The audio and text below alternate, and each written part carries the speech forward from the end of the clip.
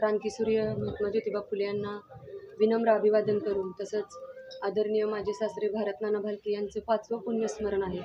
त्यांच्या पवित्र स्मृतीस आदरांजली अर्पण करून, विनम्र अभिवादन करून आमच्या तीर्थक्षेत्र विकास आघाडीचा जो जाहीरनामा आहे तो आज आम्ही तुमच्यासमोर मांडत आहोत.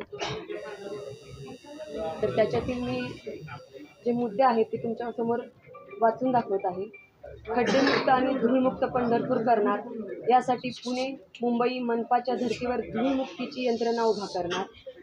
नगरपालिका शाळांची भौतिक स्थिती सुधारून शैक्षणिक गुणवत्ता वाढ अभियान करून मॉडेल स्कूल तयार करणार.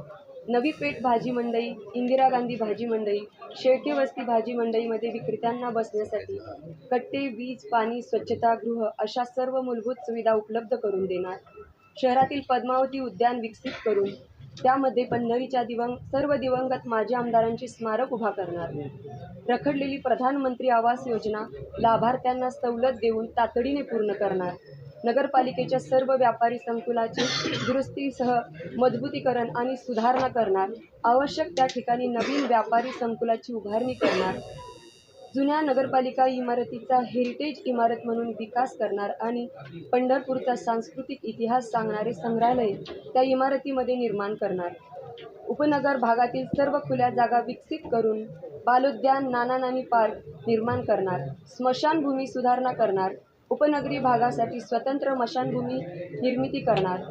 सर्वसामान्य कुटुंबातील व्यक्ती मयत झाल्यास अंत्यसंस्काराचा खर्च नगरपालिकेमार्फत करणार. 5 वर्षे घरगुती वापराची पाणीपट्टी दरवाढ न करता स्थिर ठेवणार. प्रदक्षिणा मार्ग आणि चंद्रभागा वाळवंट कायम स्वच्छतेसाठी स्वतंत्र यंत्रणा उभी करणार. शहर आणि उपनगरी भागात पालिकेच्या वतीने मोफत आरोग्य आधार क्लिनिक सुरू करणार.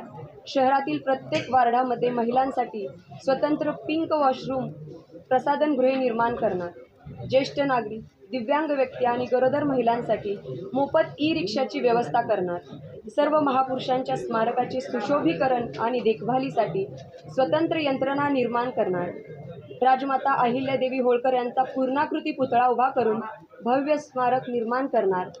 आद्य क्रांतिकारक राघोजी भांगरे यांचे स्मारक अंबाबाई पटांगण, ज्या ठिकाणी म्हणजे इंग्रज सरकारने अटक केली त्यांना, येथील चौकात उभा करणार. पंढरपूर शहरात नवी पेठ परिसरात महात्मा बसवेश्वर यांचे स्मारक उभा करणार. भारतरत्न डॉक्टर APJ अब्दुल कलाम यांचे अग्निपंख स्मारक उभा करणार. युवकांसाठी शहर आणि उपनगरात नगरपालिकेच्या खुल्या जागांमध्ये खेळाची मैदाने आणि ओपन जिम विकसित करणार. लोकशाहीर अण्णाभाऊ साठे यांचे स्मारक अल्पावधीत पूर्ण करणार. नाथपंथी डवरी समाजासाठी सुंदर आणि सुसज्ज असे समाजभवन उभा करणार. लोकनियुक्त नगराध्यक्ष हा मंदिर समितीचा पदसिद्ध सदस्य असतो. त्या अधिकाराखाली मंदिर समितीमध्ये हंगामी आणि कायम कामगार हे सगळे स्थानिकच असावेत यासाठी प्रयत्न करणार. मंदिर समिती आणि नगरपालिकेच्या माध्यमातून मंदिर समितीच्या जागेत महिलांसाठी हरिपाठ भवन उभा करणार. संपूर्ण शहराची मैला मिश्रित पाण्यापासून सुटका करून शहराला शुद्ध पाणी पुरवठा करणार. स्पर्धा परीक्षा करणाऱ्या मुलांसाठी सुसज्ज अभ्यासिका व नागरिकांसाठी सार्वजनिक वाचनालय सुरू करणार.